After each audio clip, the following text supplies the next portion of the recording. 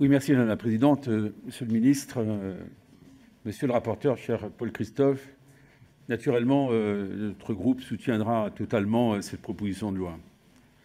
J'ai envie de dire que dans ces moments-là, ce sont des belles pages de l'Assemblée nationale que l'on écrit, parce que ce sont des textes qui franchissent toutes les barrières politiques, qui sont frappés du bon sens, qui sont frappés de l'humanisme, qui sont frappés aussi de la prise en considération des familles, qui sont profondément affectés lorsque un de leurs enfants, naturellement, est atteint d'un cancer pédiatrique en particulier ou d'autres pathologies très lourdes.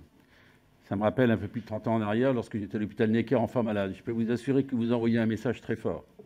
Vous l'envoyez d'abord à la communauté médicale, parce qu'une communauté médicale, lorsqu'elle n'a pas le soutien des familles, c'est toujours plus difficile pour assurer la prise en charge. Vous l'envoyez naturellement aux familles, pour lesquelles on sait très bien que dans la thérapeutique, la présence familiale, le soutien, fait partie de l'arsenal thérapeutique. Et cet arsenal, quelque part, il était incomplet parce que les dispositifs existants à l'heure actuelle avaient, comme on dit classiquement, malheureusement des trous dans la raquette. Et le fait de ne plus avoir cette durée limitative telle qu'elle existait auparavant, je crois vraiment que c'est une avancée extraordinairement importante. C'est un signal très fort aussi en termes de générosité pour les aidants.